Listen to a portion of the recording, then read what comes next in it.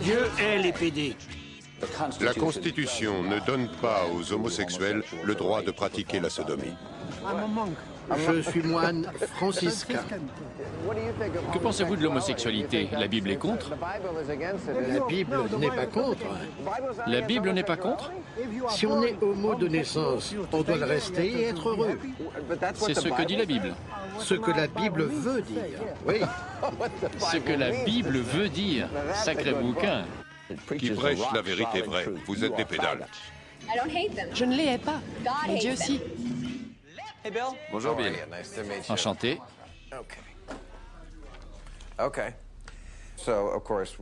Si on est là, c'est parce que vous êtes, dirons-nous, un ex-gay. Donc vous êtes un ex-gay, vous avez épousé une ex-lesbienne et vous avez 3 enfants. Et je suppose qu'on doit surveiller leur évolution. Diriez-vous que c'est comme tout mariage de 14 ans? Vous ne faites jamais l'amour? Très drôle, hein? Je ne me définis pas comme ex-gay. Je suis un hétéro qui a eu affaire à l'homosexualité. Alors les gens qui viennent ici veulent suivre votre exemple. Ils veulent s'amender et mener une vie d'hétéro. Je vais être franc. Beaucoup de ceux qui viennent ici retournent à leurs habitudes. On ne s'occupe pas que d'homosexuels. Parce qu'ils sont gays. C'est un péché. Pardon, mais n'est-ce pas sans jeu de mots contre nature comme position? Ce qui veut dire Que l'homosexualité existe dans la nature. Je regardais les petits oiseaux, mais je préfère te regarder toi. Tu veux venir goûter? L'homme a écrit la Bible et la nature a créé les homos. personne ne naît homo. Rien scientifiquement ne... Vous connaissez Little Richard? On peut observer la création et se demander quel est l'ordre normal. Un homme a un pénis et une femme un vagin. Rien scientifiquement ne prouve qu'on soit homo. Il n'y a pas de gène de l'homosexualité. Vous avez découvert le gène de l'homosexualité? Oui. Tout ça vient de la Bible, qui pour vous est la parole de Dieu. Oui. Toutes les prescriptions contre l'homosexualité sont dans l'Ancien Testament. Jésus n'en a jamais parlé. Pourquoi, si c'est si important?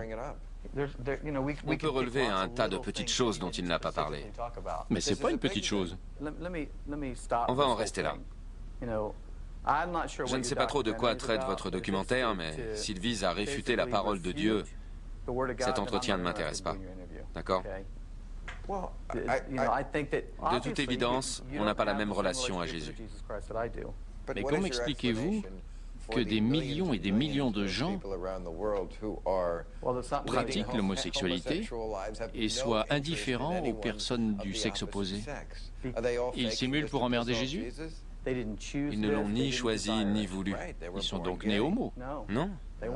C'est leur sentiment d'insécurité la cause. Il faut quand même se sentir très en sécurité pour s'exhiber comme certains. Ils ne sont pas heureux. Mais on les appelle gays. Je sais.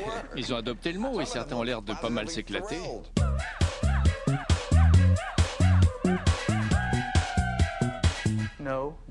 Ce sont des êtres inaccomplis, comme hommes ou comme femmes. Sacré jugement pour un chrétien. C'est pas un jugement. C'est pas un jugement de dire que ces gens que vous ne connaissez même pas sont inaccomplis parce qu'ils sont différents de vous? Aujourd'hui, ce ne sont pas ceux qu'on croit qui sont gays.